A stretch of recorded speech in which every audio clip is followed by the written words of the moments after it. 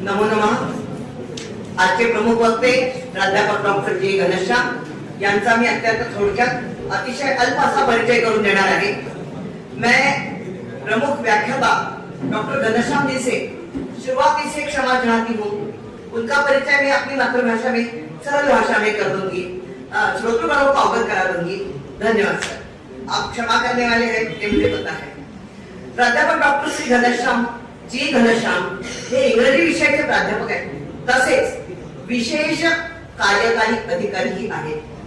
Doctor Ghanshyam हे प्राध्यापक doctor Ghanshyam Chhattisgarh राज्याचे उच्च शिक्षण विभागाचे संचालनालयाचे प्रमुख आहेत। राष्ट्रीय आणि आंतरराष्ट्रीय स्तरावरील 101 शोध निबंध त्यांचे यापूर्वी प्रसिद्ध झालेले आहेत। विविध विषयांवरचे 14 पुस्तकं त्यांचे प्रकाशित झालेली आहेत। ते 7 PhD म्हणजे विद्या वाचस्पती आणि 3 MPhilच्या विद्यार्थ्यांचे मार्गदर्शक गाईड आहेत। Indian Institute of Advanced Studies Shimla ह्या संस्थेतर्फे असोसिएटशिप प्रदान त्यांना केली गेली आहे। Royal Asiatic Society of Great Britain and Ireland ह्या संस्थेचे Guild of Indian mothers social science इस्कादूर ऑस्ट्रेलिया येथील ते फेलोशिप आहे। रिसोर्स पर्सन स्पीकर बीज भाषण म्हणून त्यांची 200 व्याख्याने यापूर्वी प्रसिद्ध झालेली आहेत। विविध भाषा आणि साहित्य तसेच सॉफ्ट स्किल्स यावर 150 पेक्षा जास्त वर्कशॉप्स त्यांनी यापूर्वी आयोजित केलेले आहेत। त्यांना किमान 29 वर्षाचा प्रदीर्घ अध्यापनाचा अनुभव आहे। ते नॅक ॲक्रिडिटेशन प्रोसेसशी गेल्या 15 वर्षापासून संलग्न आहेत। सध्या ते राज्यस्तरीय quality assurance cell Chhattisgarh officer on special duty वर आहेत। OSD म्हणून त्यांनी 2020 पासून ही जबाबदारी स्वीकारलेली आहे आणि फक्त 36 महाविद्यालय त्याला नॅक मान्यता प्राप्त होती त्यांच्या काळामध्ये ते आता ही नॅक मान्यता प्राप्त महाविद्यालयांची संख्या 206 वर गेलेली आहे। OSD officer on special duty external expert म्हणून अनेक विश्वविद्यालयामध्ये यशस्वी योगदान आपले दिलेले आहे। आय स्पेशल अर्थात Indian Society for Promotion of English Language तसेच IFEEL अर्थात International Forum of English Education and लिटरेचरचे ते संस्थापक आहेत। असे शिक्षण क्षेत्रातील महनीय उत्कृष्ट व्यक्ती आज आपल्या 2047 हा भारत विकसित भारत कसा असेल या साठी ते आपल्यामध्ये उपस्थित बीज भाषक म्हणून आपल्याला लाभलेले आहेत। एका संस्कृत स्वदेशी पूज्यते राजा विद्वान सर्वत्र पूज्यते असं थोडक्यात सांगून मी त्यांचा अल्प परिचय थांबवते। मला संधी दिली त्याबद्दल धन्यवाद। नमो नमः, नमो नमः, नमो नमः। Now I request Honorable Ghanshyam sir, सिर्फ नाम ही काफी है। I request him to guide us. Thank you very much, Dr. वैभव जी। योग विद्याधाम धुले के इस पावन धरती पर तन, मन, बुद्धि और पूरे समूचे भारत को लेकर उपस्थित आप सभी योग साधकों का मैं प्रणाम करता हूं। आदरणीय अप्पा साहेब किशोर पाटिल जी, अध्यक्ष योग विद्याधाम धुले, आदरणीय बापू साहेब अरुण जी, उपाध्यक्ष, आयुर्वेदाचार्य डॉक्टर प्रवीण जोशी जी, डॉक्टर प्रमोद गुप्ता जी जो कि आज के इस कार्यक्रम में आपके समक्ष उपस्थित होंगे अपनी बातों को लेकर, यशवंत पाटिल जी, जितेंद्र खामरे जी, डॉक्टर वैभव सबनीश जी एवं समस्त पदाधिकारीगण। धुले में आना और धुले में आप सबसे मिलना ये एक संयोग नहीं अपितु शाश्वत सत्य की है। और सत्य इस बात का भी है कि आप सभी योग साधक न केवल योग करते हैं, और जब हम योग की बात करते हैं तो हम हमेशा कहते हैं 2 और 2 4 बजाते हैं तब योग होता है। तो 1 और 3 भी तो हो सकता है जो 4 बना सकता है। तो क्यों हम 2 और 2 की ही बात करते हैं। हम हमेशा सम की बात करते हैं, विषम की बात नहीं करते हैं। और विषम यदि लिया जाए 1 और 3 2 भी तो 4 हो सकता है, तो उसमें 2 और 2 ही क्यों कहा जाए? तो इसलिए स्थितियों को और परिस्थितियों को दूसरे तरीके से देखना भी बहुत आवश्यक है। और यदि योग नहीं है तो योग का उल्टा है गयो, तो हमारा तो कोई अस्तित्व ही नहीं होता है। इसलिए योग बहुत आवश्यक है। लेकिन योग किस बात का? यदि शरीर का आत्मा के साथ मिलन है तो वो भी योग है, और यदि मन का बुद्धि के साथ मिलन है तो वो भी योग है, और यदि किसी व्यक्ति का किसी व्यक्ति के साथ मिलन है तो वो भी योग है। और यदि ये योग ना हो पाए तो जिस भारत की परिकल्पना हम करते हैं, जिस समृद्ध सशक्त और सुदृढ़ भारत की परिकल्पना करते हैं, वो बेमानी हो जाती है। और हर व्यक्ति पहले नहीं बल्कि राष्ट्र को यदि पहले रख पाता है और राष्ट्र से अपना खुद का संयोजन कर पाता है, तब जाके भारत जो है वो विकसित भारत 2047 की परिकल्पना को साकार कर पाएगा।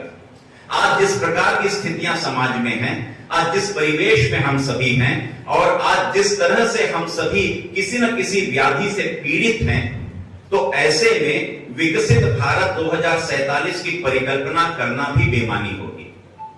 आज हम सारे लोग किसी न किसी कारण से कहीं ना कहीं कमजोर अपने आप को पाते हैं, और जब हम कमजोर कहते हैं तो कमजोर खुद कहता है कि उल्टा पढ़िएगा तो जोर आपने कम लगाया है इसलिए आप कमजोर है, वरना तो आप कमजोर हैं ही नहीं।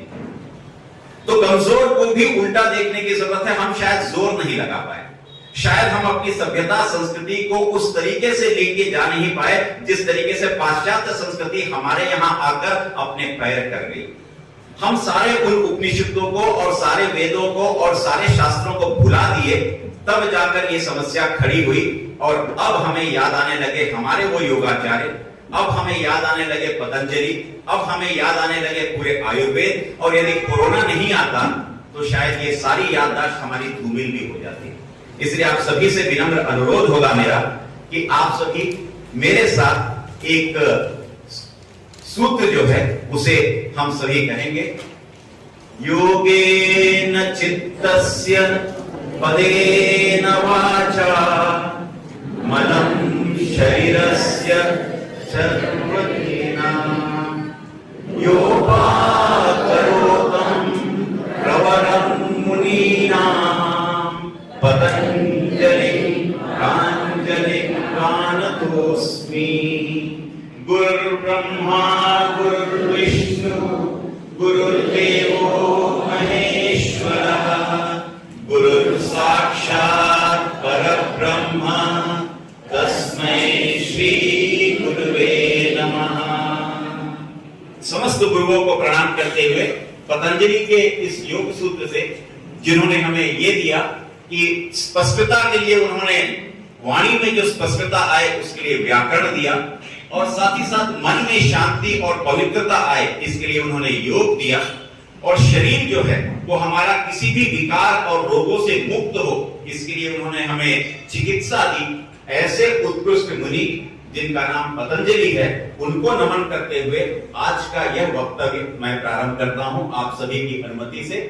हम सारे इस दौर से गुजर रहे हैं, कहीं ना कहीं मेंटल हेल्थ को लेके, फिजिकल हेल्थ को लेके, कहीं ना कहीं डिप्रेशन में, कहीं ना कहीं नींद न आने की बीमारी में, कहीं ना कहीं मोटापा लगातार बढ़ता चला जा रहा है उसके बारे में। और जितेंद्र भावना जी ने यहाँ बैठ के भी कहा था वजन बढ़ रहा है तो कुर्सियां भी मजबूत होनी चाहिए, और यदि कुर्सी मजबूत होगी और वजन बढ़ रहा है तो एक भारत जिसकी परिकल्पना हम करते हैं वह भारत भी समर्थ, सशक्त और सुदृढ़ राष्ट्र के रूप में सामने आ सके। इसलिए हमें फिट होना बहुत जरूरी है, और यदि हम फिट नहीं हो पाएंगे तो हम हिट भी नहीं हो पाएंगे। इसलिए फिट है तो हिट है। उस परिकल्पना को साकार करते हुए हमें आना है डिप्रेशन से हम कैसे बाहर निकलें, ताकि हमारा इंप्रेशन दूसरों के सामने हो और हम दूसरों को डिप्रेस न करें बल्कि दूसरों को इंप्रेस कर पाए। उसको कैसे हम चले, उसी पद्धति में हम यदि आगे चलते हैं तो हमारा ये विकसित भारत 2047 की परिकल्पना जो हम कहते हैं उसके लिए हम एंटाइटल्ड किसी के लिए नहीं है, हमारा किसी पर कोई अधिकार ही नहीं है। हम लेकर क्या आए थे जो लेकर क्या जाएंगे। जो भी पाया यही पाया। इसीलिए मेरा अधिकार अपने आप पर भी नहीं है, मेरा अधिकार किसी अन्य पर भी नहीं है, मेरा अधिकार किसी ये जितने भी हमारे पास मटेरियलिस्टिक चीजें हैं उन पर भी नहीं है। लेकिन हाँ, मैं अपने आप को एम्पावर कर सकता हूं, मैं अपने आप को सशक्त बना सकता हूं, मैं अपने आप को समर्थ बना सकता हूं, ये अधिकार मेरे पास है। तो हम किसी चीज के लिए एंटाइटल्ड नहीं हैं, लेकिन हम उन सारे चीजों के लिए एम्पावर्ड अपने आप को कर सकते हैं जो हम इस समाज में देखते हैं और इस समाज में जानते हैं। और इसीलिए सबसे जरूरी यह होता है कि हम डिस्कवरी करें, अपने आप की खोज करें, स्वयं की खोज करें। साहित्य हमें यह बताता है कि मैं कौन हूं, मैं क्या हूं, मेरे आने का मकसद क्या है, उद्देश्य क्या है और मैं इस समाज को क्या दे सकता हूं। योग हमें यह सिखाता है कि हम किस तरह अपने आप को संगठित रख सकते हैं, मजबूत रख सकते हैं, मन और शरीर से अपने आप को कैसे हम एक तादात्म्य में स्थापित कर सकते हैं, ये योग बताता है।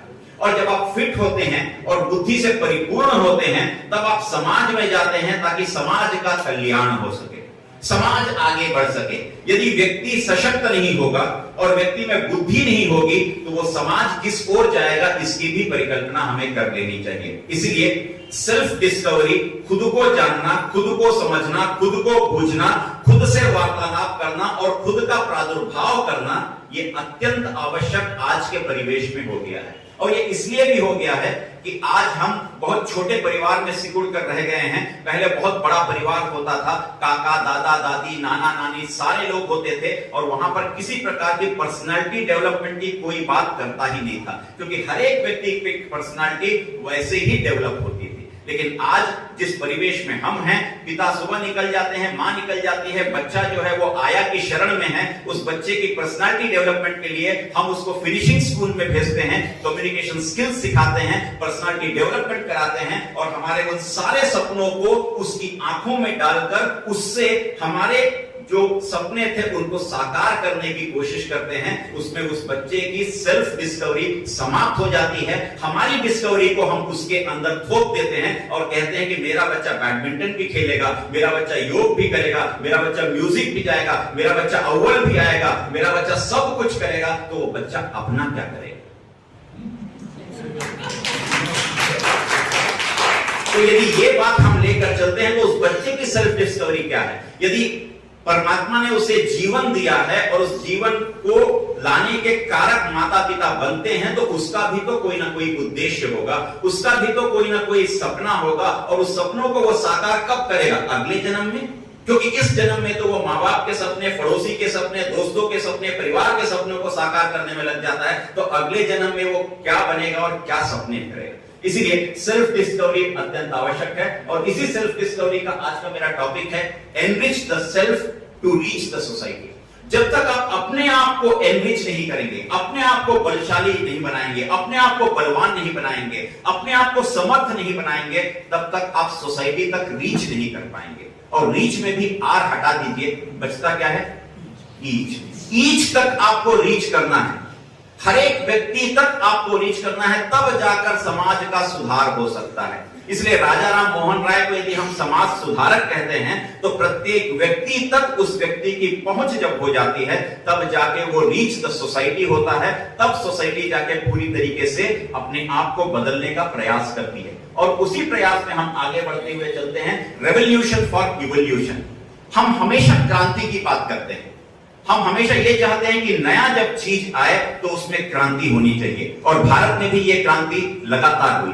चाहे एमएस स्वामीनाथन, जिनको भारत रत्न मिला, उन्होंने एक क्रांति प्रारंभ की, तो कुरियन ने भी एक क्रांति प्रारंभ की। और जो स्वामीनाथन ने क्रांति प्रारंभ की, जिसका नाम था ग्रीन रेवोल्यूशन, भारत जो पूरे अनाज को आयातित करता था, वो अब निर्यात करने के स्टेज पर आ गया इसी ग्रीन रेवोल्यूशन के कारण। और हमने इस ग्रीन रेवोल्यूशन से भारत को समर्थ बनाने का एक बहुत अच्छा प्रयास किया। और वैसे ही प्रयास कुरियन ने भी किया, जहां उन्होंने व्हाइट रेवोल्यूशन किया।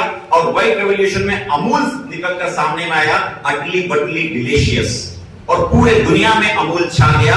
ये हमारे यहाँ की क्रांति थी, जो कि ग्रीन रेवोल्यूशन से होते होते हम व्हाइट रेवोल्यूशन की ओर आगे बढ़ गए। उसके बाद रेवोल्यूशन आगे और बढ़ता गया। अब हम एक्सपीरियंस इंडस्ट्रियलिस्ट रेवोल्यूशन की ओर बढ़ गए, जहां इंडस्ट्री 1.0 से लेकर अब हम इंडस्ट्री 4.0 तक पहुंच गए, जहां 1.0 में हम मैकेनिज्म और मैकेनिक्स की बात करते थे और इंडस्ट्री 2.0 में मास प्रोडक्शन की बात करने लगे, इंडस्ट्री 3.0 में ऑटोमेशन की बात करने लगे और इंडस्ट्री 4.0 में हम पूरा का पूरा उस साइबर की दुनिया में आ गए जहां पर आर्टिफिशियल इंटेलिजेंस आ गया। अब शिक्षक नहीं होंगे, अब आर्टिफिशियल इंटेलिजेंस से शिक्षक आके आपको अब योग कराएंगे, तो हम कहां गए? हमने जिसको बनाया, हमने इसको स्मार्टफोन बनाया और हम इसको हमेशा कहते हैं ये स्मार्टफोन है, लेकिन कभी भी हम अपने नाम के साथ स्मार्ट नहीं जोड़ते हैं। ये निर्जीव सी चीज जो है वो स्मार्ट हो गई है, लेकिन हम इसको उपयोग करने लायक स्मार्ट नहीं बन पाए।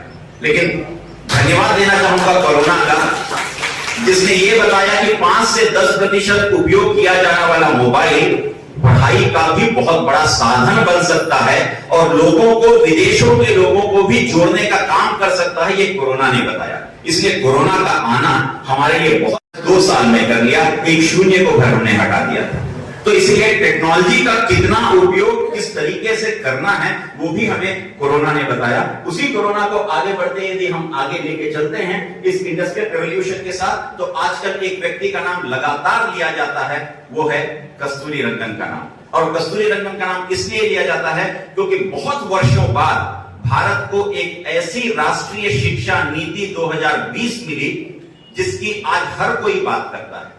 ये यदि राष्ट्रीय शिक्षा नीति न कहकर मैं इसको भारतीय शिक्षा नीति कहूं तो भी इसमें अतिशयोक्ति नहीं होगी, क्योंकि इसमें वो सारे मूल मंत्र हैं जो हमारी शिक्षा पद्धति में पहले नहीं थे। ये सारी वो चीजें इस शिक्षा पद्धति में डाल दी गई हैं जो पहले नहीं थे।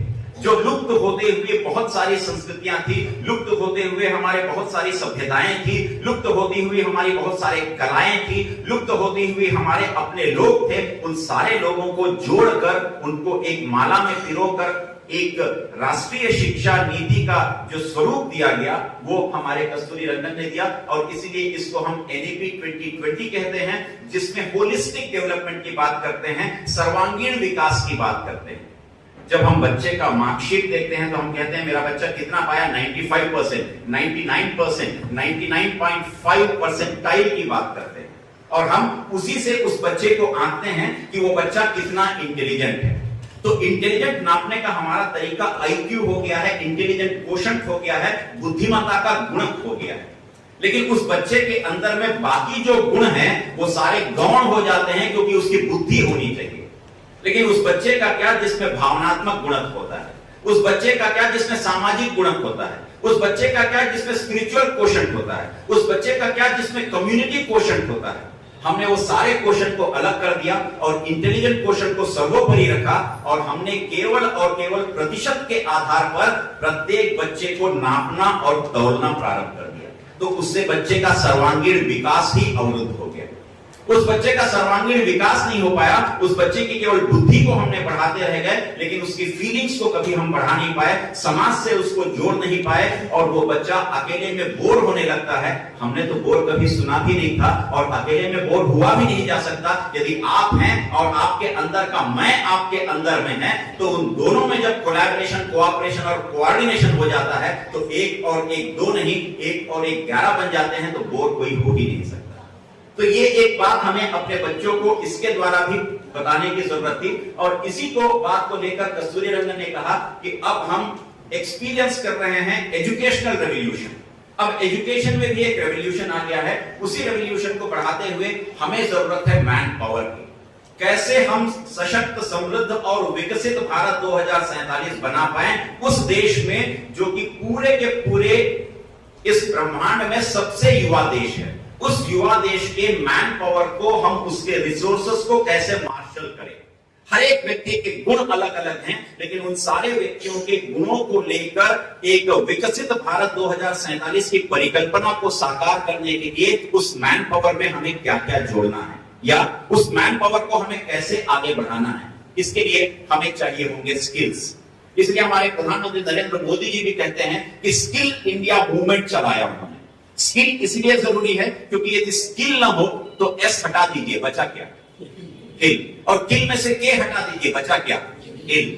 हम सभी इल हैं, इसलिए सोसाइटी हमें किल करती है क्योंकि हमें होता नहीं है।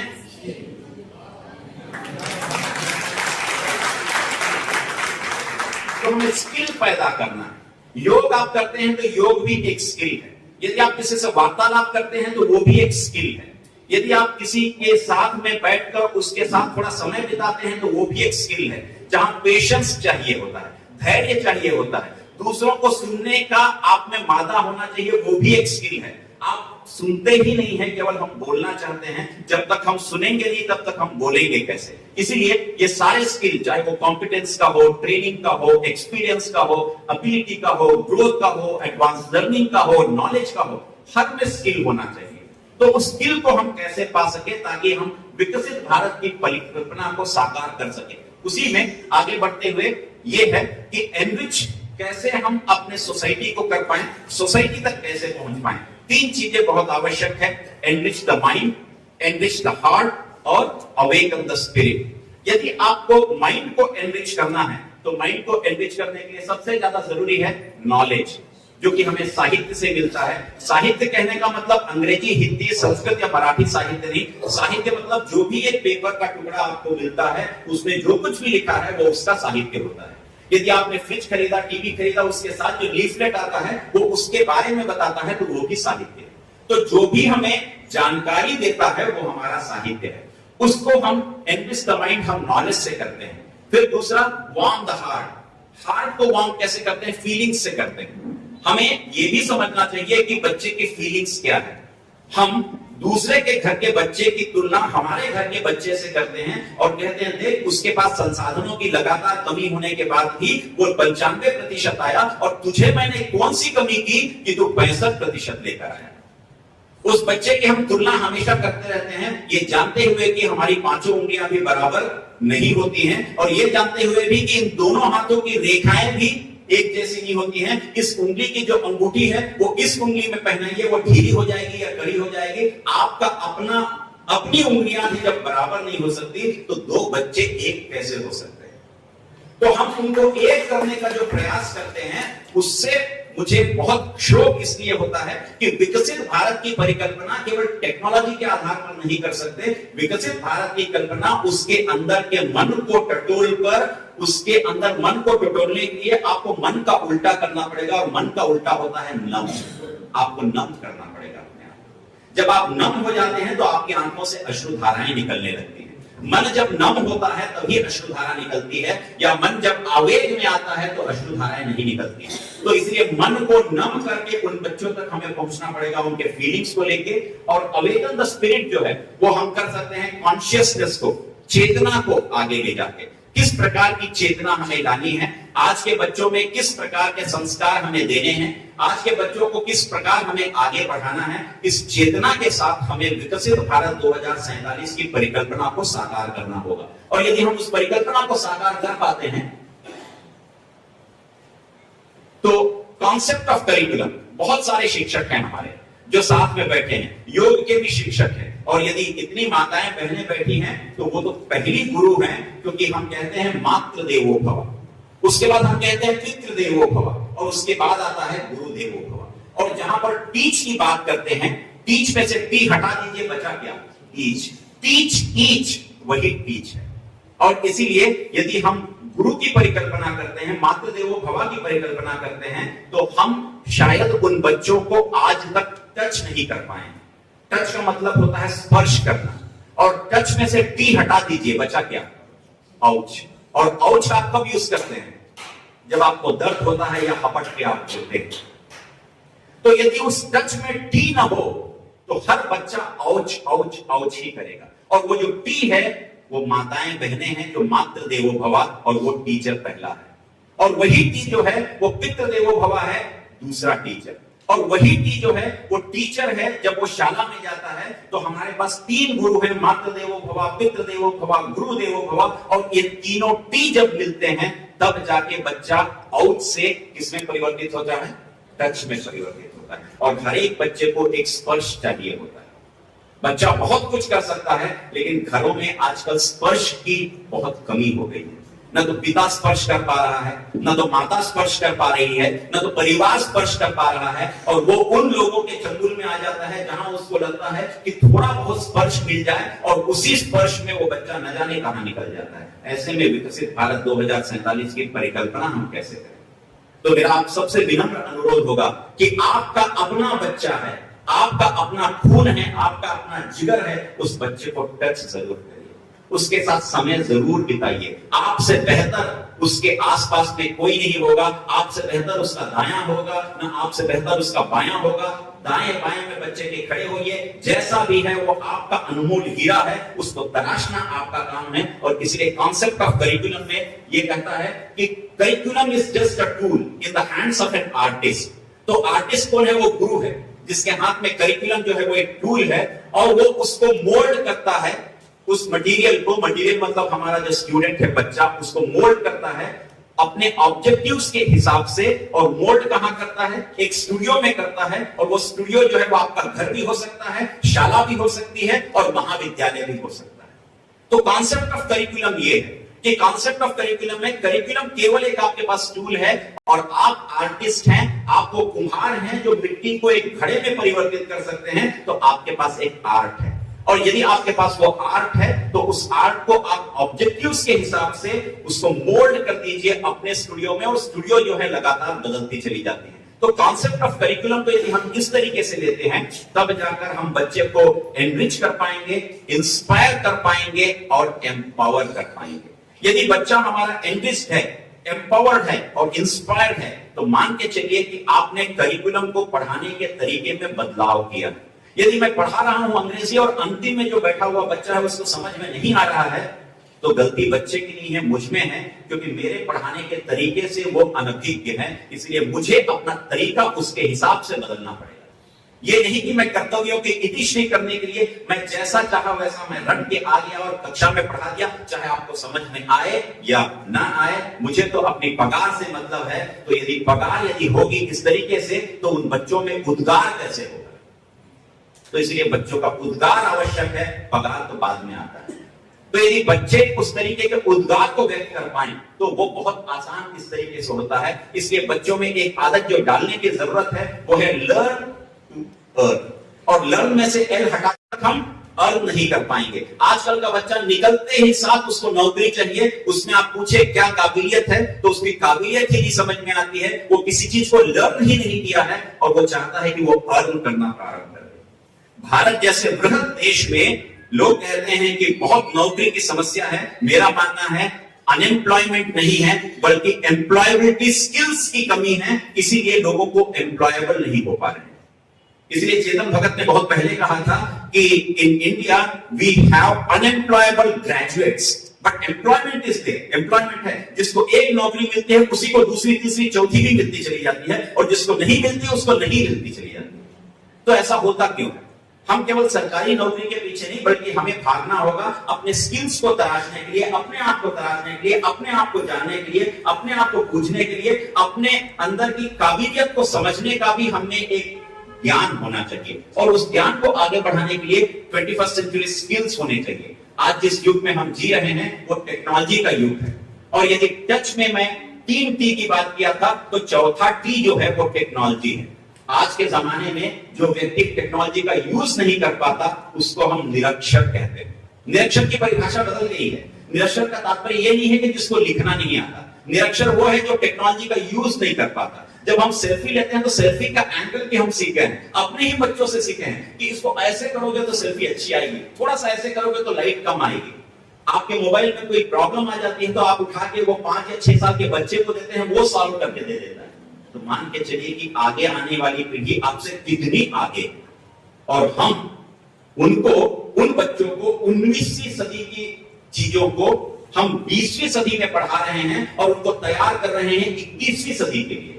ये बेईमानी नहीं तो और क्या है कि हमारा माइंडसेट 19वीं सदी का, हमारे पढ़ाने का तरीका 20वीं सदी का, और तैयार हो रहा है बच्चा 21वीं सदी के लिए। और 21वीं सदी में जितने सारी चुनौतियां होंगी उनका तो सामना ही नहीं कर पाएगा। इसलिए जब कोरोना हमारे पास आया तो हम तो तैयार ही नहीं थे। उसके बाद हमें समझ में आया कि कोरोना से निपटने के लिए एडवर्सिटी स्किल्स भी आनी चाहिए।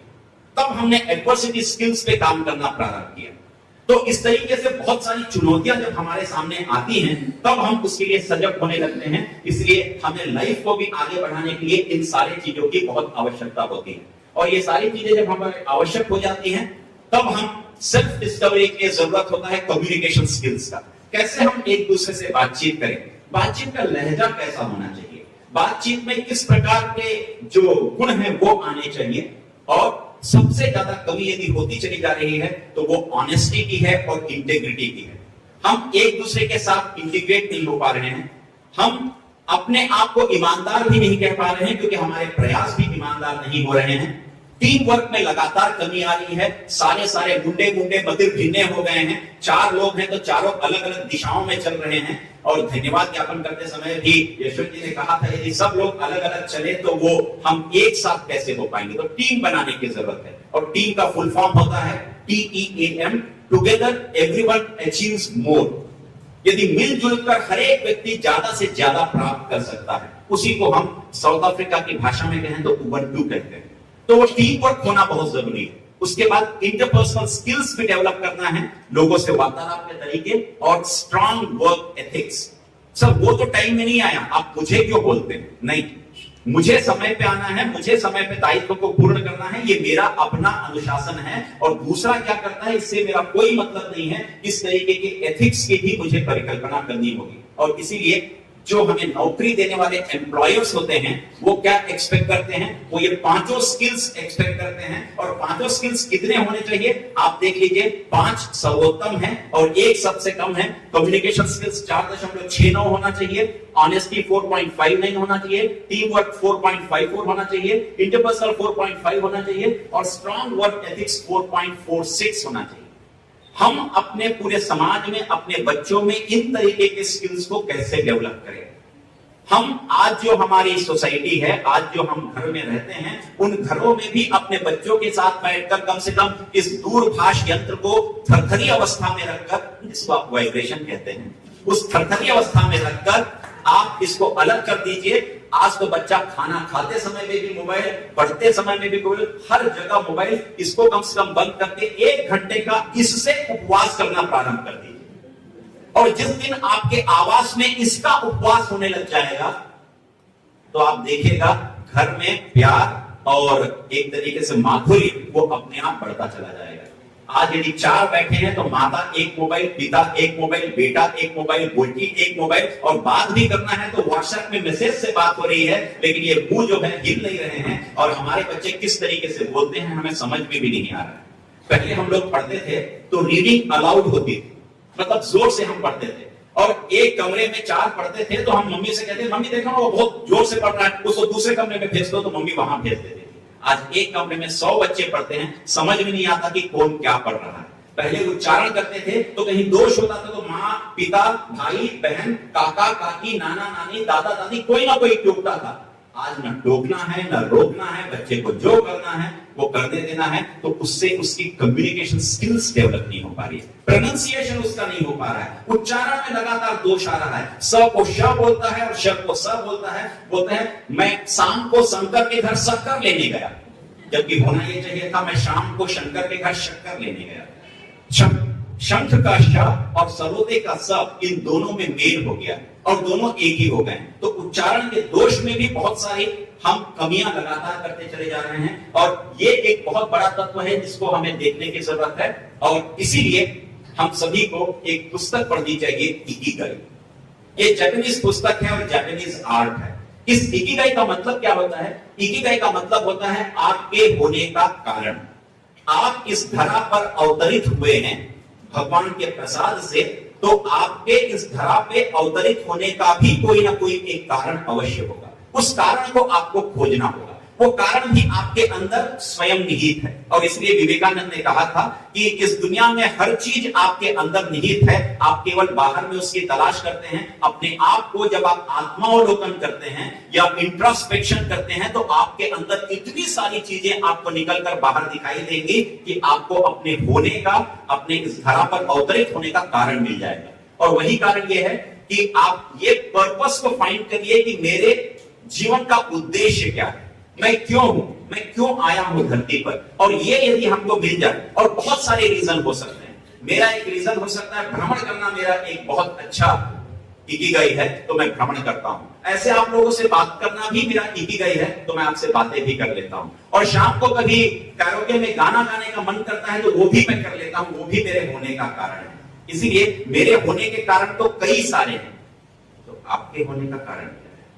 तो हर एक व्यक्ति को अपने कारण की तलाश करने की जरूरत है। और बेसिस ऑफ इकिगाई ये नहीं है कि आपके होने का कारण क्या है, बल्कि बेसिस ऑफ इकिगाई ये भी है कि आपके होने से आपके आसपास के लोगों को भी होने का कारण पता चल जाए, ये भी इकिगाई है। आप अकेले नहीं हैं, आप समाज में हैं, आप सबके साथ हैं, इसलिए सबका साथ सबका विकास होने की परिकल्पना ही हमारी इकिगाई का है। और उसी इकिगाई को आगे बढ़ाते हैं कि आपको जीवन में यदि आपको स्थिरता पानी है, जीवन को आपको बेहतर बनाना है, तो आज से ही आप अपने अंदर में अपनी इकिगाई को खोजना प्रारंभ कर दीजिए। हो सकता है किसी को सिलाई कढ़ाई बुनाई बहुत अच्छी लगती है, वो उनकी इकिगाई है। जब हम अंदर आए तो रंगोली बहुत अच्छी थी, वो उनकी इकिगाई है। किसको पुस्तक लिखना है, वो उनकी इकिगाई है। किसी को यदि पद्य लिखना है तो वो उनकी इकिगाई है।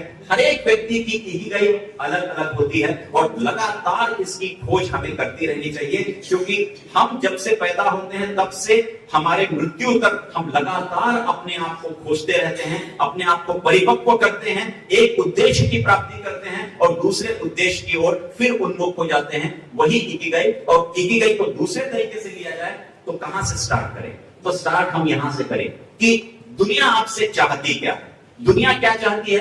कहने का मतलब यह है कि आप कोई चांस मत दीजिए, बल्कि स्टार्ट करिए कि आप में है क्या, आप में कौन सी ऐसी चीज है जो दुनिया आपसे देखना चाहती है या आप दुनिया को दिखाना चाहते हैं। जिस दिन आपको यह समझ में आ गया कि मेरे अंदर में एक काबिलियत है जो दुनिया को मुझे दिखाना है या दुनिया मुझसे देखना चाहती है, तो फिर तुरंत आप दूसरे में आ जाइए कि आप वो सारे स्किल्स अपने अंदर डेवलप करिए ताकि कोई भी व्यक्ति आपको नेग्लेक्ट ना कर पाए।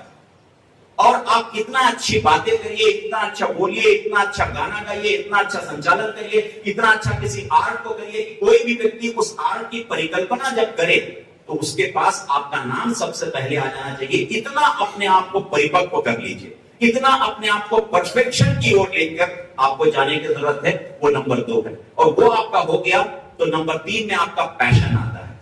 और जब आप पैशन की बात करते हैं तो पैशन में आप देखिएगा, किसी को केक बनाने का पैशन होगा, किसी को चित्रकारी का पैशन होगा, किसी को म्यूजिक का पैशन होगा, किसी को पढ़ने का पैशन होगा, किसी को और कुछ का पैशन होगा। तो उस पैशन को जब आप करते हैं तो आप कभी थकते नहीं।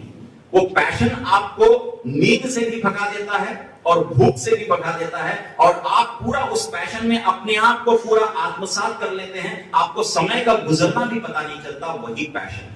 और वो पैशन जिस दिन आपके पास आ गया तो चौथे नंबर पे आ जाइए। आपको कोई जरूरत नहीं है पैसे के पीछे भागने की, अब पैसा आपके पीछे भागने लगेगा, आपको लोग लेने लगेंगे। इसीलिए हमको अपने बच्चों को हॉट केक बनाना है, ऐसा हॉट केक जिसको लेने के लिए सारे लोग हमारी ओर आकर्षित हो सके।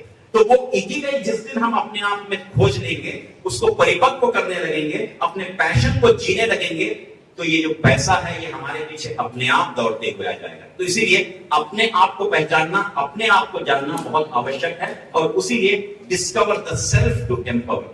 हम सभी एक नाव में सवार हैं और उस नाव में आप देखिए एक अकेला चल रहा है। वो अकेला नहीं है, उसके साथ तो नाव भी है, और नाव ही नहीं, उसके हाथ में पतवार भी है। और केवल पतवार ही नहीं, उस नाव जहां चल रही है वो पानी भी तो है, वो हवा भी तो है। तो अकेला व्यक्ति कहां है? यदि हम अकेला अपने आप की बात करते हैं तो अंग्रेजी में मैं कहूं एलोन नहीं है। वो एलोन नहीं, बल्कि मैं जो हूं वो अपने आप को दूसरों के साथ आत्मसात कर लिया हूं। पतवार भी मेरे हाथ में है, नाव भी मेरे पास है, पानी भी मेरी सहायता कर रही है। तो मैं अब एक नहीं हुआ, मैं कईयों में शामिल हो गया।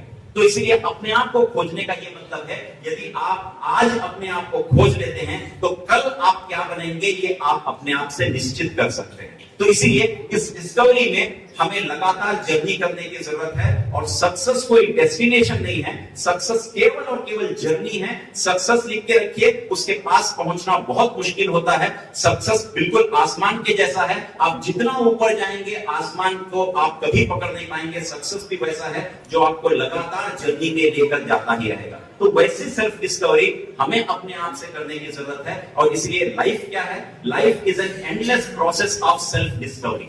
मैंने अपने आप को कितना जाना, आज तक कितना जाना, ओशो ने लिखा था, जब ओशो की मृत्यु हुई तो उसने ये कह के लोगों को कहा कि मेरी मृत्यु होगी तो वहां पर ये जरूर लिखना, Osho was a traveller on this planet called अर्थ। हम सभी इस प्लैनेट जिसको हम भारत भूमि कहते हैं, उस भारत भूमि में हम सभी अवतरित एक ट्रैवलर के रूप में हैं, यात्री के रूप में हैं। हम वहां से आए हैं, यहाँ यात्रा कर रहे हैं और इस यात्रा के समाप्त होने के बाद हम फिर उसी परमात्मा में मिलन हो जाएंगे, वहीं चले जाएंगे। तो ये हमारे यात्राओं का दौर है और इन यात्राओं में जितने लोग आए उनसे हमने जाना, अपने आप को जाना। इसलिए अपने आप को जानना बहुत आवश्यक है, तब जाकर हम दूसरों को जान पाएंगे। इसीलिए माइंड का और हार्ट का, इन दोनों का तादाद में होना बहुत जरूरी है।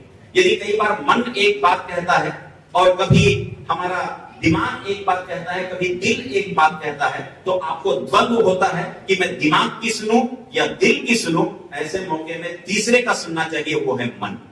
तो मन की सुन लेनी चाहिए। जब दिमाग साथ न दे, दिल साथ न दे, तो मन का साथ हमेशा होना चाहिए। और इसलिए मन के साथ आप काम करिए तो कोई भी काम आपका बुरा नहीं हो सकता, कोई भी काम आपका अपूर्ण नहीं हो सकता। मन लगाकर काम करिए। इसलिए लोग कहते हैं तन मन धन से सेवा करिए, तो तन मन धन की सेवा भी आवश्यक है, लेकिन उसी के साथ आपका दिल भी आवश्यक है। क्योंकि आजकल की माई एफएम कहता है जियो दिल से, कोई नहीं कहता जियो दिमाग से। और आप यदि दोस्त बनाने चलिएगा दिमाग से तो आपका एक दोस्त नहीं बन पाएगा, लेकिन दिल को निकाल कर आप दोस्त बनाने चलिए, कई लोग आपके आ जाएंगे। और डॉक्टर भी यही कहता है, जब कोई व्यक्ति को कुछ हो जाता है तो कहता है कि इसका ब्रेन डेड हो गया है, लेकिन आदमी फिर भी जीवित रहता है क्योंकि दिल धड़कता रहता है। दिमाग के डेड होने के बाद भी दिल धड़कने से आदमी जिंदा रहता है। तो हमें दिमाग से नहीं जीना चाहिए, अपितु दिल से जीना आना चाहिए। और जिस दिन हम दिल से जीना सीख जाएंगे, सेल्फ डिस्कवरी का सबसे पहला मूल मंत्र हम जान जाएंगे। इसलिए हमको नॉलेज भी गेन करना है, अपने आप को अंडरस्टैंड भी करना है, अपनी फीलिंग्स को भी देखना है, अपने कैरेक्टर में परिवर्तन करना है। इसलिए बहुत जरूरी है कि हम जब किसी से बात करें तो किससे बात कर रहे हैं, कैसे बात कर रहे हैं, कब बात कर रहे हैं, किस परिप्रेक्ष्य में बात कर रहे हैं। और अंग्रेजी का सारे के सारे WH वर्ड्स उसको सामने में रख दीजिए, सारी की सारी कम्युनिकेशन स्किल्स वैसे ही आ जाएगी। तो अपने आप को डिस्कवर करने के लिए जरूरी है कि मैं कौन हूं, मेरा आने का मकसद क्या है, मैं यहां क्यों हूं। इन सारे तत्वों को यदि हम लेकर चलते हैं तो हम अपने आप को डिस्कवर करने के लिए सबसे ज्यादा जरूरी है कि लोग हमारा मूल्यांकन करें, इससे पहले मैं अपना स्वतः मूल्यांकन कर लूं, सेल्फ इवैल्यूएशन कर लूं। उस सेल्फ इवैल्यूएशन में मैं बिलो एवरेज से लेके आउटस्टैंडिंग तक पहुंचा। और जिस दिन मैं आउटस्टैंडिंग में पहुंच गया, मुझे वहां पर बने रहने के लिए और ज्यादा मेहनत करनी पड़ेगी। जितनी मेहनत मैंने इस पायदान में आने तक नहीं की, उससे भी ज्यादा करनी पड़ती है, क्योंकि कोई ना कोई पीछे से आ रहा होगा जो मुझे वहां से हटाने की प्रेरणा करेगा। तो इसलिए आउटस्टैंडिंग बनने के लिए हमें और ज्यादा प्रयत्न करने की जरूरत है। और उसी आउटस्टैंडिंग में जब आप बने रहते हैं तो आप कह सकते हैं I am healthy, I am honest, I am happy, everything. आप सब कुछ हैं, आप ही परम ब्रह्म हैं, क्योंकि आपके अंदर की जो आत्मा है वही परमात्मा है। इसीलिए हम जब एक दूसरे को अभिवादन कर नमस्ते कहते हैं तो हम नमस्ते इसलिए कहते हैं क्योंकि नमः धन्ते, मतलब मैं आपके अंदर के भगवान को प्रणाम करता हूं।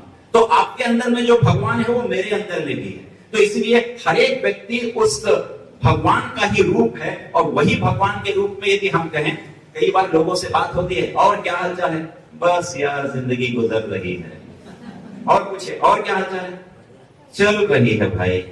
तो जैसे वो जिंदगी गुजर रही है, चल रही है भाई, जैसे वो बोलता है, एक नकारात्मक ऊर्जा आप में संचरित हो जाती है। और जैसे वो व्यक्ति बोलता है कि कैसे भाई, अरे यार मैं तो बहुत अच्छा, और तुम सुनाओ, वो अच्छा नहीं भी होगा तो बोलेगा हाँ यार मैं भी अच्छा हूं भाई। तो ये सकारात्मक ऊर्जा है। तो कितनी सकारात्मक ऊर्जा आप अपने आसपास में कर पाते हैं, ये आपके ऊपर निर्भर करता है। आपका जो हृदय है वो न्यूक्लियस है, वो न्यूक्लियस मतलब केंद्र बिंदु है, उसके चारों ओर चक्कर लगाने वाले हम जो हैं वो प्रोटॉन है, न्यूट्रॉन है और इलेक्ट्रॉन। तो हम जब प्रोटॉन, न्यूट्रॉन और इलेक्ट्रॉन से अंदर न्यूक्लियस की ओर जाते हैं, उस न्यूक्लियस की ओर जाना ही हमारी सेल्फ डिस्कवरी है। अभी तो हम केवल पेरिफेरी में घूम रहे हैं, हमको अपने आप को पहचानने की जरूरत है। और जब हम अपने आप को पहचान जाएंगे तो ये बहुत सारे प्रश्न हमारे सामने खड़े होते हैं कि मैं क्या कर रहा हूं, क्या इसकी आवश्यकता है। एक बार मेरे पिताजी ने मुझसे कहा कि तुम जो चीज खरीद रहे हो वो चीज तो खरीदो, कोई दिक्कत नहीं है, लेकिन ये भी सोचो कि उस चीज के बिना भी तुम्हारा काम चल सकता है कि नहीं चल सकता। मैंने कहा चल सकता है, तो फिर आवश्यकता क्यों है? मैंने कहा रहेगा तो काम आएगा। तो उन्होंने कहा ऐसे चीजें बढ़ा बढ़ा के तो हम मटेरियलिस्टिक बहुत ज्यादा हो गए, हम चीजों को छोड़ते नहीं हैं बल्कि चीजों को और ले आते हैं। हमारे घर में हम बहुत सारे लॉफ्ट बना देते हैं, ये ऊपर में, उस लॉफ्ट में सारे का सारा बेकार सामान रहता है, हमारे यहाँ से सामान निकलता नहीं है बल्कि सामान आता बहुत है। इतने सारे सामान को हम भरने लग गए हैं। अब जब इस उम्र में आके सामानों से मोह छोड़ना होता है तो हमारा मोह और बढ़ता चला जाता है। हम उसकी ओर नहीं जा पाते हैं जहां छोड़ने की बात आती है, हम लेने की बात में आते हैं और वहीं पर हमें दिक्कत होती है कि हमें जज कौन करेगा। क्या हमें जज हमारे टीचर्स करेंगे, हमारे पेरेंट्स करेंगे, हमारे फ्रेंड्स करेंगे या हमारे मेंटोर करेंगे? हमें तो जज अपने आप को करना होगा कि मैं अपने आप को कैसे इवैल्यूएट करूं, अपने आप को मैं कैसे बताऊं कि मैं कौन हूं। और वो यदि मैं कर पाता हूं तो 7 स्टेप्स आपको सेल्फ डिस्कवरी के हैं। 7 स्टेप्स इसलिए हैं क्योंकि भारत में हम 7 को बहुत महत्व देते हैं। यदि रात में आप आकाश में देखते हैं तो आपको एक मंडल दिखाई देता है, सप्त ऋषि मंडल।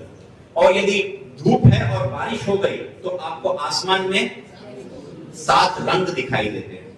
संगीत प्रारंभ करते हैं तो 7 सुर होते हैं। शादी होती है तो सप्तपदी होती है। और पुराने जमाने में जब विदेश जाता था व्यक्ति तो कहते थे 7 समंदर पार, सब में 7 है। तो यहां भी स्टेप्स 7 ही होंगे आपके। वो 7 का जो 7 आपके साथ होगा वही 7 है। पहला ये है कि ask and acknowledge your unique purpose. आप इस धरा पे परमात्मा के द्वारा यूनिक रूप में भेजे गए हैं। आप यूनिक हैं, इसलिए आप किसी की कॉपी मत बनिए। आपकी जब मृत्यु होगी तो भी आप यूनिक के रूप में ही मृत्यु होगी। ये कहीं नहीं लिखा है कि आप किसी के पद चिन्हों में चले। रॉबर्ट फ्रॉस्ट ने कविता लिखी थी रोड नॉट टेकन। उसमें रॉबर्ट फ्रॉस्ट कहते हैं I am telling this with a sigh somewhere ages and ages hence two roads diverge in the wood and I took the one less travelled by and that has made all the difference. मैं जंगल के रास्ते पे जा रहा था, 2 रास्ते मुझे दिखाई दिए जंगल में। मैं एक रास्ते पे बहुत लोग चले थे, एक रास्ते पे कम लोग चले थे। मैं उस रास्ते पे चला जिस रास्ते पे कम लोग चले और उसने मेरी जीवन की दशा और दिशा दोनों बदल दी। मेरा आपसे ये गुजारिश है कि आप उस रास्ते पे मत चलिए जिस पे बहुत लोग चले, उस रास्ते पर भी मत चलिए जिस पे कम लोग चले, उस रास्ते पर चलिए जिस पे किसी ने आज तक चला ही नहीं। तो आप अपना रास्ता स्वयं बनाइए। तो वो स्वयं जो है तब आप अपने आप को एक्नॉलेज कर पाएंगे, तब आपका यूनिक पर्पस जो है वो सॉल्व हो पाएगा। दूसरा है ऑनेस्ट। मुझे बताया गया कि बारचेल सर के जैसा ऑनेस्ट व्यक्ति नहीं, और ये भी कहा गया कि उनको जो भी शाल और जो भी लिफाफा मिलता है वो लाके योग विद्याधाम धुले में वो दे देते हैं। ऑनेस्ट बनने के लिए बहुत करेज चाहिए, बहुत साहस चाहिए। साहसी वो व्यक्ति नहीं होता जो पर्वत पार कर लेता है। साहसी व्यक्ति वो होता है जो ईमानदार बनने की कोशिश लगातार करता रहता है, और वो साहस हम में होना चाहिए। और तीसरा, एक अदद मित्र की जरूरत होना चाहिए। एक ऐसा मित्र जो आपके सारे के सारे बुरे गुणों के बावजूद भी आपको पसंद करे, वो सारे कठिनाइयों में भी आपका साथ रहे। आपको दुनिया में लोग कहते हैं 4 लोग को बना के रखिए, क्योंकि अंतिम यात्रा में काम केवल 4 लोग आते हैं। मेरा कहना है एक अदद दोस्त बनाइए, पूरी दुनिया आप मुट्ठी में कर सकते हैं। धीरू भाई अंबानी ने इस मोबाइल फोन जब आई थी तो कहा था कर लो दुनिया मुट्ठी में, और आज पूरी दुनिया आपकी मुट्ठी में। इसी से सारी की सारी चीजें आप कर लेते हैं। तो एक फ्रेंड आपके लिए सबसे बड़ा ये हो गया है। और फेसबुक में आपके न जाने कितने फ्रेंड्स हैं। 5000 फ्रेंड से ऊपर हो गया तो फेसबुक अकाउंट नंबर 2 ओपन हो जाता है, और उसमें आपके बर्थडे में, अच्छे में, सब में लाइक्स कमेंट्स इतने आते हैं, क्योंकि उसमें डिसलाइक का बटन ही नहीं होता। तो उसकी तो मजबूरी है, या तो लाइक करे, या तो कमेंट करे, या तो कुछ ना करे, लेकिन डिसलाइक तो है ही नहीं। और जिस दिन डिसलाइक का बटन आएगा, मान के चलिए कितने लाइक डिसलाइक में कन्वर्ट हो जाएंगे। और वो इतने सारे मित्रों के हम बताते हैं कि मेरे कितने सारे मित्र हैं, लेकिन पड़ोसी से हमारा कोई बातचीत हो ही नहीं पाती, सामने वाले से हमारी बातचीत नहीं होती है, और फेसबुक पे न जाने कितने मित्र हैं। तो इसलिए एक अदद मित्र हमको ऑफलाइन चाहिए, ऑनलाइन नहीं चाहिए। फिर चेंज को लगातार स्वीकार करना है। जितने भी परिवर्तन हो रहे हैं, आपने देखा होगा रिन के साबुन में आता है सफेदी की झंकार, और वो दिखता है तो सफेदी उससे होकर गुजरती है। तो सफेदी हमेशा, या चेंज जो है वो मुझसे होकर गुजरनी चाहिए। ऐसा नहीं कि चेंज अगल में है, बगल में है, सामने में है, पीछे में है, बल्कि चेंज मुझसे होकर गुजरे ताकि मैं भी उस चेंज का एक गवाह बन सकूं, वो बहुत जरूरी है। और उसी एम्ब्रेस चेंज के साथ आप अपने 99 साल के अपने से आप तादाद में स्थापित करिए कि आप 99 साल के हो जाएंगे तो आप अपने आप से क्या क्या प्रश्न पूछेंगे, उन प्रश्नों का जवाब आप अभी अपने आप से कर लीजिए। अगला है सेलिब्रेट, यही हम नहीं कर पाते। हमारे बच्चे को 65% आया तो कम से कम मिठाई, कम से कम कुछ आयोजन करा लें। ये नहीं देखते कि हम बगल वाले का 95 आया, तेरा तो 65 आया, इसमें क्या मनाना, छोड़। अरे 65 तो लाया, आप कितना लाए, आप कैसे पास हुए थे?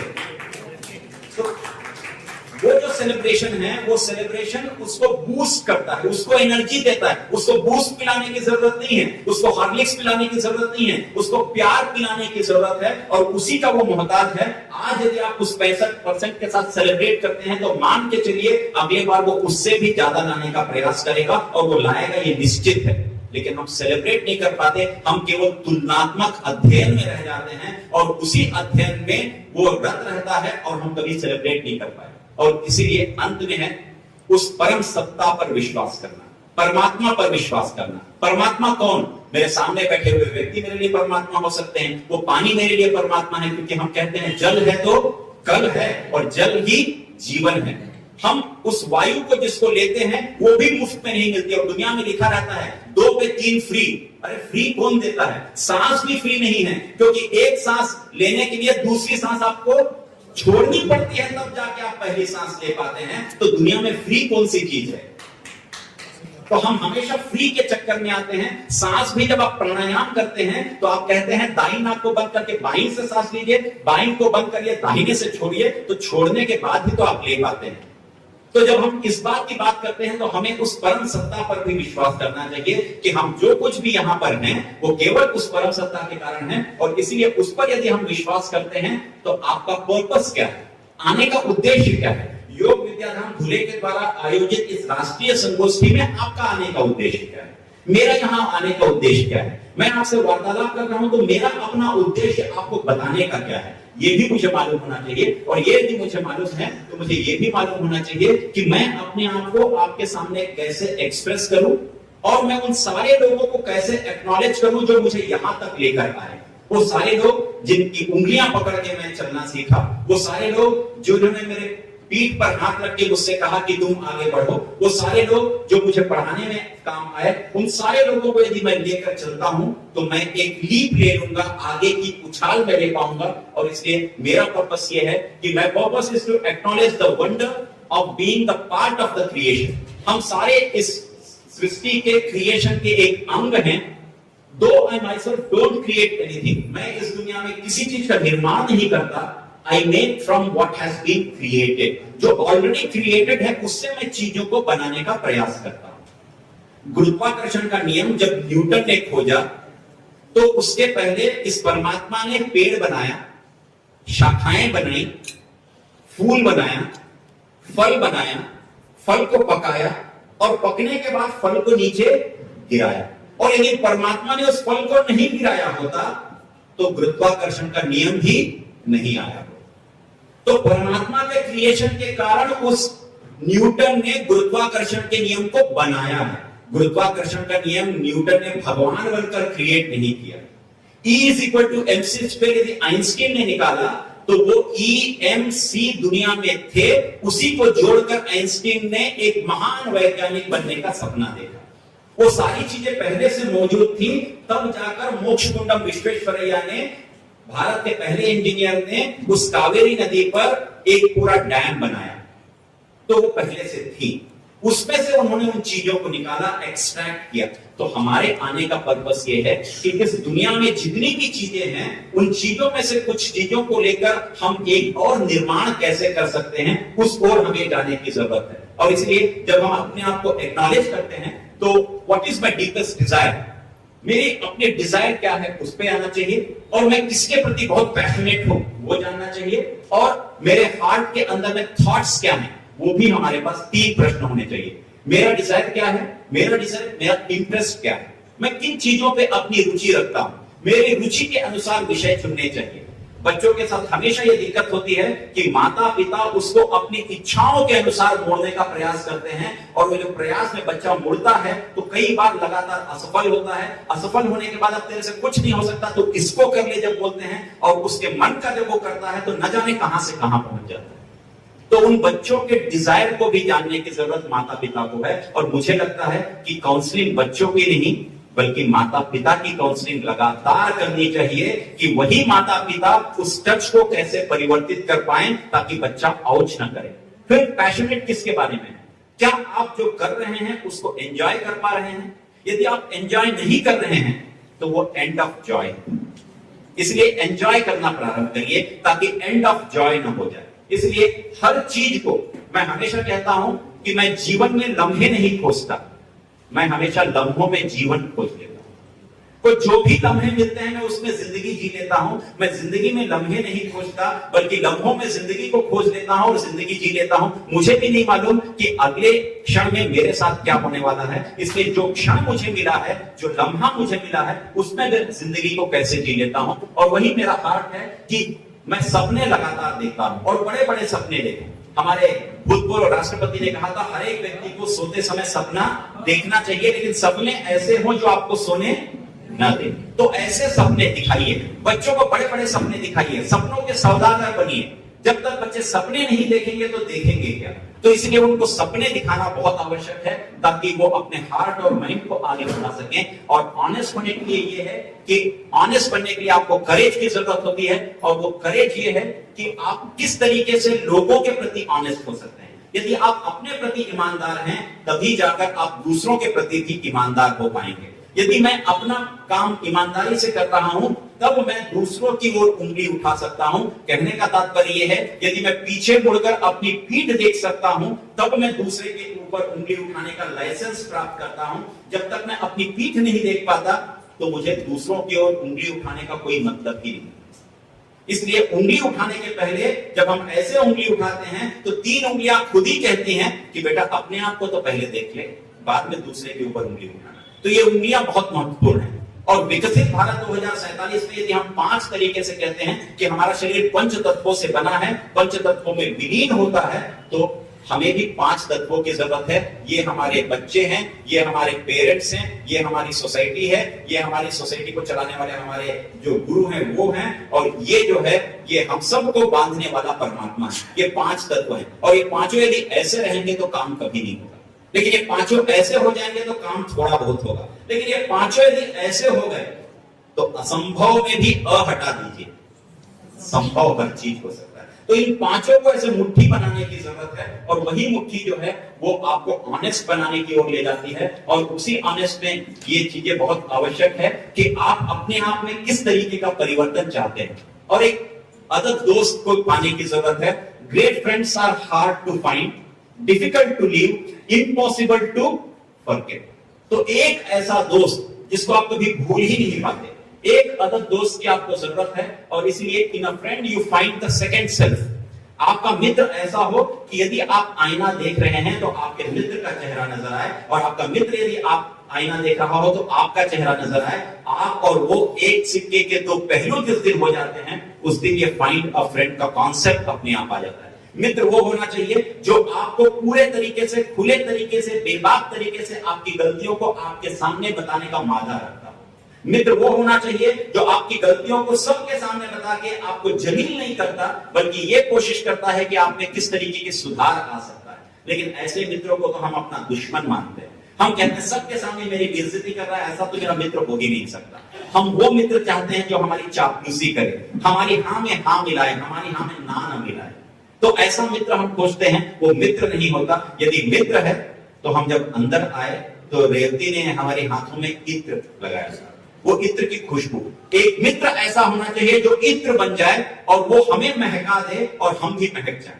पूरी महफिल हम दोनों के जाने से यदि महक जाती है तो वही मेरा सच्चा मित्र होना चाहिए। वो मित्र में उस प्रकार का इत्र भी हमें लानी चाहिए। और इसीलिए चेंज को अपने अंदर आत्मसात करने की जरूरत है, एम्ब्रेस करने की जरूरत है।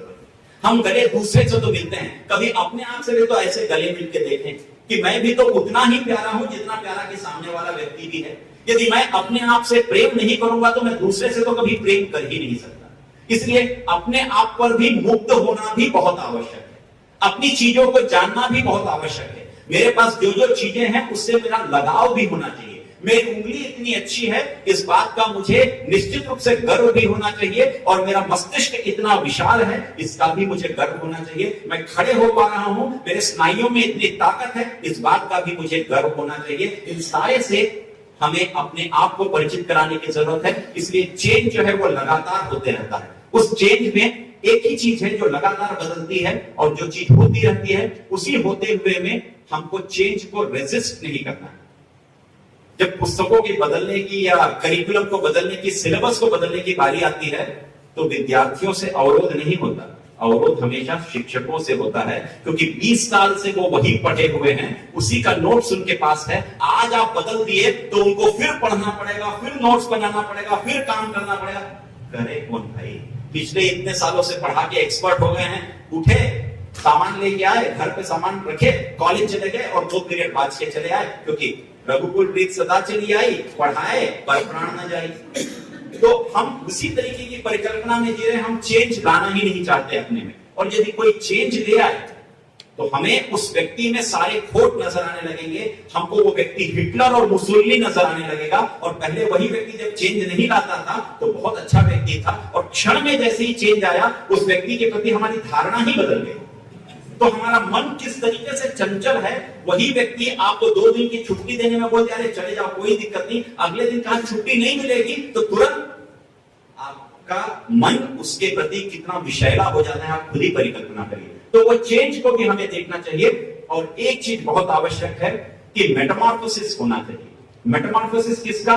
एक यदि टिड्डे से तितली बन सकती है, जिसको हम Metamorphosis of a larva into a butterfly कहते हैं, और कोई नहीं जानता होगा कि इस जो लार्वा है वही इतनी अच्छी तितली के रूप में परिवर्तित हो सकती है, कभी कल्पना नहीं कर सकते थे। वैसे ही हमारे बच्चे हैं, वो बच्चे हमें लार्वा के रूप में प्राप्त होते हैं, और जब हम उनको छोड़े तो वो बच्चे इस तितली के जैसा होना चाहिए। हमें भी वो परिवर्तन उसी तरीके का होना चाहिए कि आज हम लार्वा हैं और कल आने वाले समय में हम इतना अच्छा बटरफ्लाई बनके इस नीले आकाश में उड़े। उस प्रकार की परिकल्पना, उस प्रकार का सेल्फ डिस्कवरी हमारे अंदर होना चाहिए, और अपने आप से वार्तालाप करने का। ये देखिएगा एक शेर का छोटा सा बच्चा अपने आप को देख रहा है और उसको 99 साल का बुजुर्ग शेर नजर आ रहा है। कहने का तात्पर्य यह है कि आप अपने अंदर में अपने बुजुर्गियत का एहसास करते हुए उन सारे प्रश्नों को जब आप बुजुर्ग होंगे तब पूछेंगे, उसको आज ही पूछ लीजिए, ताकि उस समय जो करने की परिकल्पना आपके मन में है वो आज कर लीजिए। पहले हम कहते थे बुजुर्ग हो गए हैं तो चारों धाम की यात्रा कर लेते हैं, तीर्थ यात्रा कर लेते हैं, लेकिन आजकल ऐसा हो गया है कि जवानी में ही तीर्थ यात्रा कर लीजिए, क्योंकि बुजुर्गियत में तो चलने के लिए पैर ही नहीं बच रहे हैं, हमारे घुटने मुड़ दे रहे हैं, हम चल नहीं पा रहे हैं, चल रहे हैं तो हाँफ रहे हैं। इसीलिए हमें अब जरूरत यह हो गई है कि चारों तीर्थ कब करें? चारों तीर्थ अपनी जवानी में ही कर लें, बुढ़ापे का तो कोई भरोसा ही नहीं। और इसलिए पहले जमाने में जब कोई साधन नहीं थे तो कोई तीर्थ यात्रा में जाता था, जब वो वापस आता था तो उसको नारियल देके उसका सम्मान करके उसके पैर पड़ते थे कि उसका दूसरा जन्म आ गया है, क्योंकि तीर्थ यात्रा इतनी कठिन हुआ करती थी और आज तीर्थ यात्रा इतनी आसान हो गई। और इसलिए लगा कि उन सारे तीर्थ स्थानों को हमने मलिन कर दिया, उनको भ्रष्ट कर दिया, उन सारे तीर्थ स्थानों में हमने वो कर्म करना प्रारंभ कर दिए कि तीर्थ स्थान भी पवित्र नहीं रह गए। इसलिए शंकर ने अपने तीसरी आंख को केवल फड़फड़ाया था तो पूरे का पूरा सैलाब उधर के नीचे आ गया। यदि आंखें खोले होते शंकर तो होता क्या? तो इसलिए केदारनाथ से भी हमें सबक लेने की जरूरत है कि परिवर्तन कहां आना चाहिए, परिवर्तन कैसे आना चाहिए। उन सारे तीर्थ स्थानों को मलिन करने का काम हमने किया है, हमने तीर्थ स्थानों को भी बर्बाद करने में कोई कसर नहीं छोड़ी इंसान होकर। और इसीलिए भगवान को भी ये बताना पड़ा कि तेरी इह लीला समाप्त करने के लिए जिस पानी को तू कहता है कि जल है तो कल है, जल है तो जीवन है, वही जल तेरी जीवन की इह लीला भी समाप्त कर सकती है। उसका एक छोटा सा नमूना केदारनाथ। तो हमें भी चाहिए कि हम अपने आप से उस तरीके का कन्वर्सेशन कर पाए, मैं कौन हूं, क्या करना है, उसको ले पाए और सेलिब्रेट करें, होने को सेलिब्रेट करें, आपके जन्म को सेलिब्रेट करें। आपने कोई चीज हासिल की है, भाई छोटी सी छोटी चीज ना हो, उसको भी सेलिब्रेट करिएगा। यदि बच्चा कहता है कि मुझे आज 10 रुपए की पगार मिली, उसको भी सेलिब्रेट करिए। हर एक बच्चा यदि इस दिन 100 रुपया कमाने लायक भी हो जाएगा, मेरा यकीन मानिए आपके देश की जीडीपी अपने आप इतनी बढ़ जाएगी। जहां हर एक बच्चा 100 से 200 रुपया प्रतिदिन कमा लेता है। अभी कह रहे थे कि योग से, अभी जोशी जी बता रहे थे कि योग में वो जब गए तो एक टोयोटा की गाड़ी आई, बड़ी गाड़ी आई, और उसने कहा कि मैंने योग से ये कमाया है, और योग से भी इतना पैसा आ रहा है। और ऐसे ही योगाचार्य जितने भी आ गए जो हर समाज में हर लोगों को योग सिखाने लगे, और उससे यदि उनकी आजीविका चलने लगी तो भारत की जीडीपी कितनी बढ़ जाएगी और लगातार बढ़ती चली जाएगी। इसीलिए उस 10 रुपए जो हम कमाते हैं उसको भी सेलिब्रेट करें, वो जो 40-50% आता है उसको भी सेलिब्रेट करें, घर में कोई चीज लाते हैं उसको भी सेलिब्रेट करें। हर एक मौके को हमको सेलिब्रेट करना चाहिए, और सेलिब्रेट करने में किसी प्रकार की कोई कमी नहीं होने देना चाहिए। हम हमेशा आगे की सोच के अपना अभी का वर्तमान को हम गिरवी रखते हैं। हम भविष्य की चिंता में वर्तमान को गिरवी रखने वाले लोग हैं, इसलिए वर्तमान को जीना चाहिए। भविष्य किसका है? किसी का नहीं है। इसीलिए अंग्रेजी में केवल 2 ही टेंस होते हैं, एक होता है पास्ट और एक होता है प्रेजेंट। फ्यूचर कोई टेंस ही नहीं होता। हम पढ़ाते जरूर हैं, फ्यूचर टेंस होता है। फ्यूचर केवल टाइम होता है, टेंस तो 2 ही होता है, पास्ट होता है और प्रेजेंट होता है। फ्यूचर तो होता ही नहीं। यदि फ्यूचर होता तो आप देख के चलिएगा, जब हम विल लगाते हैं, WILL, वो विल जो है उसको हम मोडल्स कहते हैं, उसको हम हेल्पिंग वर्ब कहते हैं, विल और शल। और उसी विल और शल को उठा के हम कहां लगा देते हैं? फ्यूचर में लगा देते हैं। ठीक, आई गो टू मार्केट, ये प्रेजेंट टेंस है। I will go to market future हो गया, और उसमें से विल हटा दीजिए, बचा क्या? आई गो टू मार्केट। कौन सा टेंस है? प्रेजेंट। तो प्रेजेंट को फ्यूचर बनाने के लिए आपने लगाया क्या? विल लगा दिया, तो वो विल से फ्यूचर हो गया, लेकिन फ्यूचर टाइम है। एक और एग्जांपल, बारात आने वाली है, कौन सा टेंस है? फ्यूचर। यदि फ्यूचर है तो अंत में है क्यों है? मैंने तो कहा बारात आने वाली है, और हम पढ़ाते हैं हु है तो प्रेजेंट टेंस है। मैंने कहा बारात आने वाली है, वो प्रेजेंट टेंस है, लेकिन टाइम फ्यूचर है उसमें। बारात आने वाली है, बारात आई नहीं है, आएगी, लेकिन आने वाली है। टेंस प्रेजेंट है लेकिन टाइम फ्यूचर है, इसलिए फ्यूचर कोई टेंस नहीं होता। इसलिए फ्यूचर की परिकल्पना छोड़ दीजिए, वर्तमान में जीने का प्रयास करिए, वही सेलिब्रेट लाइफ है। अपने इवेंट्स को सेलिब्रेट करिए, अपने आप को सेलिब्रेट करिए, योग को सेलिब्रेट करिए, योग में जब आप आते हैं समूह को सेलिब्रेट करिए, अपने होने को सेलिब्रेट करिए। और एक चीज मान के चलिए, इस जिंदगी की एक कड़ी, एक धागा जो है वो ईश्वर है, और वो ईश्वर यदि आपके साथ है तो आप किसी भी रास्ते पे चले जाइए, आप कभी भटकेंगे भी नहीं। आप अकेले हो ही नहीं सकते जब परमात्मा आपके साथ है। हर एक कार्य में ये परमात्मा आपके साथ है, तो डिस्कवरी आप अपने आप की कर सकते हैं, अपनी स्वयं की कर सकते हैं। और यदि आप कहते हैं मैंने मिस्टेक कर दिया, दुनिया में कोई मिस्टेक होता ही नहीं। मुझे रेवती ने कहा कि सर एक मिस्टेक हो गई, वो बच्ची तैयार होके आई थी, थोड़ा सा मिसमैनेजमेंट हो गया सर, इसलिए वो बच्ची देर से आई, तो हम आपको उस तरीके से वेलकम नहीं कर पाए। मैंने कहा कोई बात नहीं है, आपने मिस किया मैनेजमेंट को, हम फिर दोबारा उसको रिक्रिएट कर लेते हैं, अगली बार में वो मिसमैनेजमेंट नहीं होगा। मिस्टेक कब होता है? जब आप किसी चीज को टेक करने में मिस कर देते हैं, वही मिस्टेक है। तो अगली बार में टेक कर लीजिए। तो मिस्टेक तो कोई चीज होती ही नहीं है, इसलिए मिस्टेक तो आप भूल ही जाइए कि कोई मिस्टेक हुई है। आप जो कर रहे हैं उसको और बेहतर कर लीजिए, तो कभी मिस्टेक हो ही नहीं सकती। और उसी प्रकार से हमको अपने टैलेंट को, अपने कैलिबर को आगे बढ़ाना है, ताकि हमारा लाइफ फुलफिलमेंट हो सके। और इससे आगे बढ़ता हूं, सेल्फ डिस्कवरी में सबसे बड़ी चीज होती है ब्लॉकेज। जोशी सर बता रहे हैं कि कोलेस्ट्रॉल लगातार बढ़ रहा है, तो डॉक्टर कहता भाई ये वाली जो आर्टरी है ना उसमें ब्लॉकेज है, 90% ब्लॉकेज, 70% ब्लॉकेज, वो तो आर्टरी की ब्लॉकेज है। लेकिन सबसे बड़ा ब्लॉकेज तो यहां होता है माइंडसेट। भगवान ने दोनों कान दिए हैं सुनने के लिए, और भगवान बड़ा साइंटिफिक है, वो दोनों कान से आपको सुनाता है। अच्छा लगता है तो आप उसको यहां दिमाग में रख लेते हैं, उससे भी अच्छा लगता है तो आप दिल में रख लेते हैं, और अच्छा लगा तो आपने उसको मुंह से बोल दिया। तो इतनी चीजों में भगवान ने आपको सारी चीजें दे दी हैं। सुनते यहां हैं, रखते यहां हैं, अच्छा लगा तो यहां भी रख लेते हैं, और बोलते यहीं से।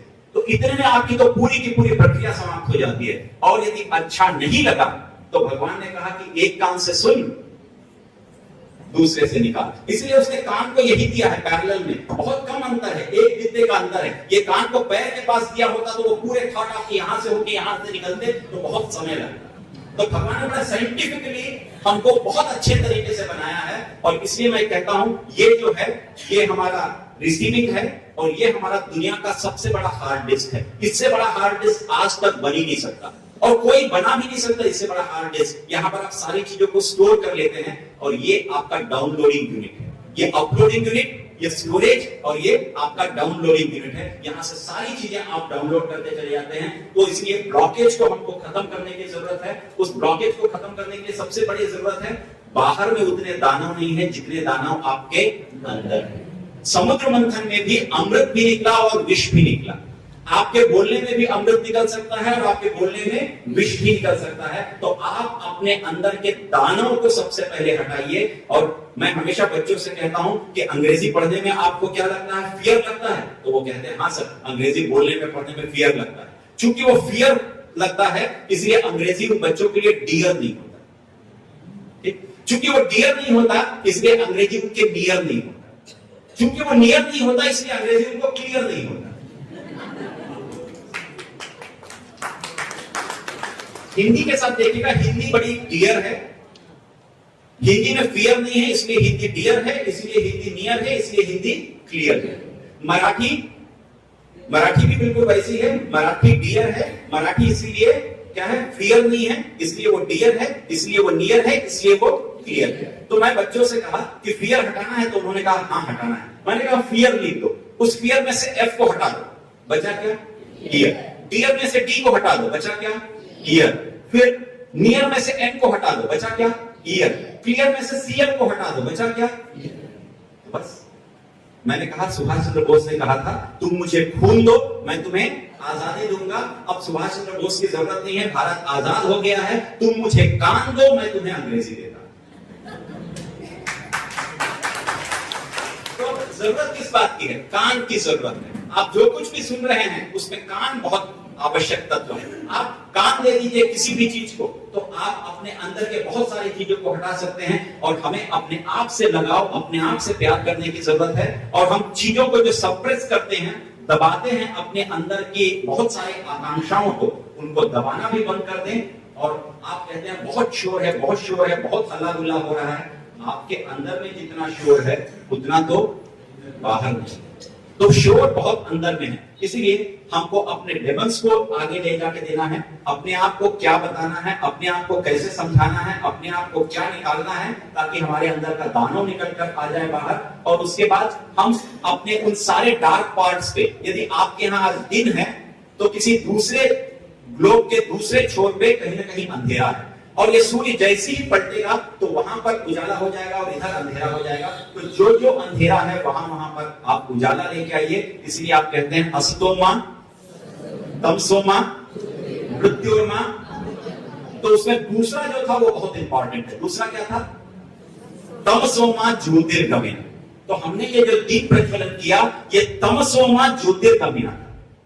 हम हर एक व्यक्ति ये प्रयास करें कि सबसे पहले हम अपने अंदर के बुझे हुए दीपक को जलाएं।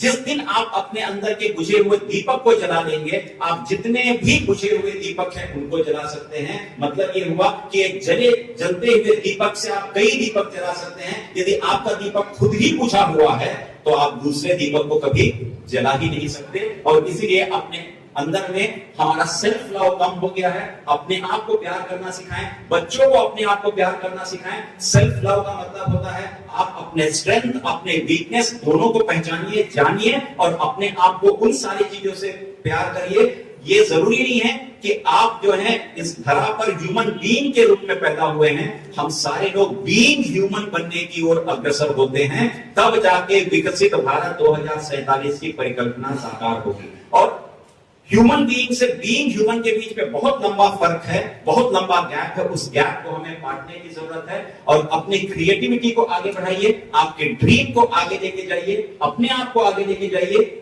और ये देखिए कि समाज आपको क्या बनाना चाहता है वो आप मत बनिए, आपको क्या बनना है और समाज को क्या देना है ये आप तय करिए। जितेंद्र जी पीछे में बैठे हैं, वो मुझसे कह रहे थे कि सर जब वाजपेयी सर 45 से 47 साल के रहे होंगे तब मैं उनसे जुड़ा हूं। मैं 17 साल से इनके साथ जुड़ा हूं। 17 साल से जुड़ के मेरे मन में एक ही प्रयास था कि मैं किस तरीके से समाज तक इस योग को ले जाऊं और अपने आप को भी न केवल उन्नत और उत्कृष्ट कर पाऊं बल्कि समाज को भी उन्नत और उत्कृष्ट कर पाऊं। तो उन्होंने अपनी इकिगाई खोज ली। उन्होंने अपना पर्पस खोज लिया। उनको समाज क्या बनाना चाहता था वो अलग बात है, वो अपना खुद बनकर समाज को कैसा बनाए वो बहुत महत्वपूर्ण है। ये तो इसीलिए हमें अपनी क्रिएटिविटी को उस तरीके से आगे बढ़ानी चाहिए। और जो लगातार नॉइस हमारे पास है, तो उस पर एक बहुत बढ़िया कोट है, उसको पढ़िएगा। I withdraw from people and places, from time to time I need space, a world that is filled with millions of mouths that talk too much but never say anything. बहुत लोग बातें करते हैं लेकिन कोई कुछ सही तरीके से कहता नहीं। तो उस शोर से मुझे बाहर निकलना है, उस नॉइज से मुझे बाहर निकलना है, अपने अंदर जाना है। जब आप प्राणायाम करते हैं, मेडिटेशन करते हैं, तो आप अपना आत्मावलोकन स्वयं करते हैं। जब आप गाइडेड मेडिटेशन करते हैं तो आप धीरे धीरे उस अवस्था में आते हैं जहां बाहर की आवाजें आपको सुनाई देना अपने आप बंद हो जाती है, आप अपने आप से तादात्म्य स्थापित कर लेते हैं। तो योग में वो कला है जहां आप अपने आप को अपने से जोड़ने का प्रयास करते हैं, जहां आपका मैं और आपके अंदर का मैं दोनों मिलकर हम बन जाते हैं। और जिस दिन हम बन जाते हैं, आपको किसी दूसरे की आवश्यकता कभी पड़ती ही नहीं है। तो इसलिए उस नॉइस को भी हमें कंट्रोल करने की जरूरत है। और सेल्फ डिस्कवरी के बहुत सारे बेनिफिट्स हैं, और इसलिए हमें रिवॉल्व करना चाहिए अपने आप को इन्वॉल्व करने के लिए। जिस दिन हम अपने आप को लगातार रिवॉल्व करते रहेंगे, इन्वॉल्व भी अपने को कर पाएंगे। एम्पावरमेंट के लिए बहुत जरूरी है पॉजिटिव थिंकिंग को आगे बढ़ाएं, ग्रोथ को आगे बढ़ाएं, लर्निंग के साथ आगे बढ़ें, सेल्फ इमेज और चैलेंज, इन सारे चीजों को एक्सेप्ट करें। और जब हम इन चीजों को एक्सेप्ट कर लेंगे तो अगला है नो थायसेल्फ, अपने आप को जानिए। एक ने कहा था I think therefore I am, दूसरे ने कहा I am therefore I think. इसलिए सोच को बदलने की जरूरत है।